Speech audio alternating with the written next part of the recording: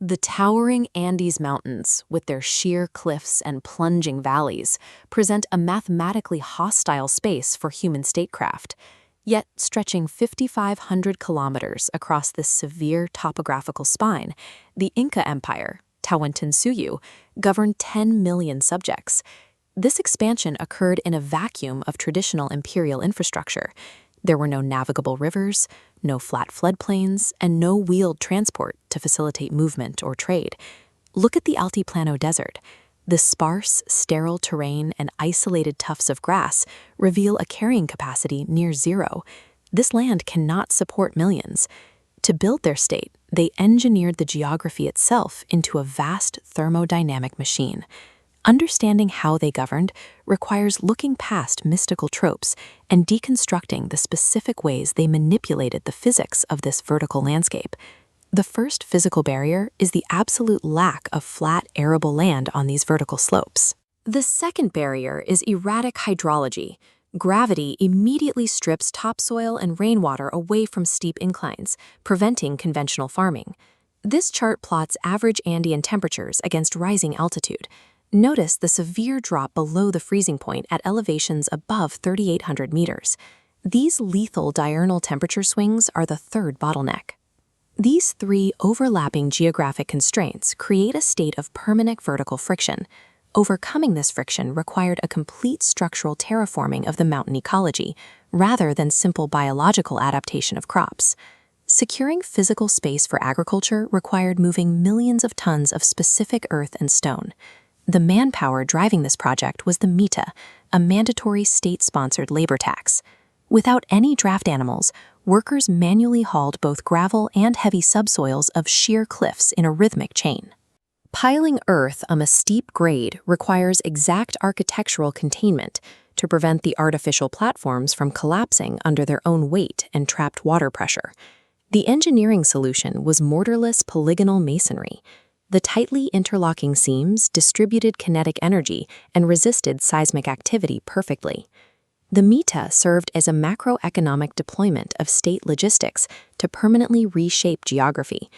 These resulting structures are the Andenes, or terraces. Their primary function is thermodynamic regulation. By day, massive stone retaining walls absorb ultraviolet radiation.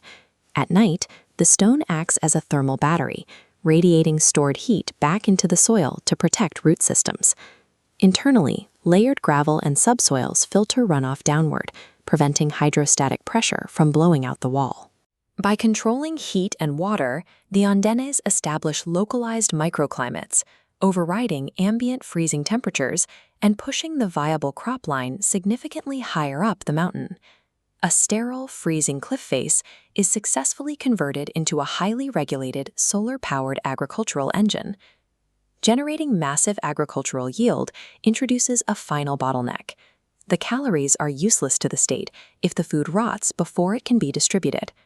The extreme diurnal temperature swings were a geographic liability, which the Inca inverted into an industrial processing asset.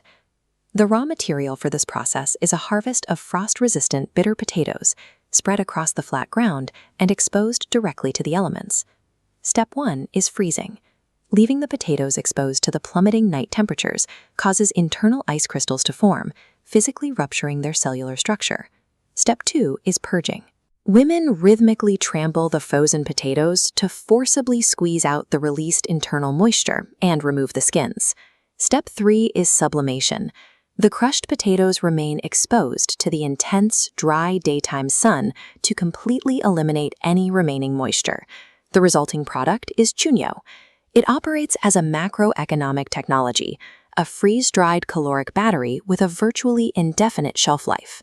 Storing this caloric currency required specific macro infrastructure, the quilca, or stone storehouses, placed high on mountain ridges to utilize cold, ventilating winds. Chuño stored inside a quilca allowed the state to safely hoard surplus calories for decades without spoilage. State administrators tracked this massive inventory of stored energy mathematically using the quipu, a decentralized knot-based ledger. This stored energy flowed across the empire's 40,000-kilometer road network, continuously fueling armies and mita labor forces exactly where they were needed.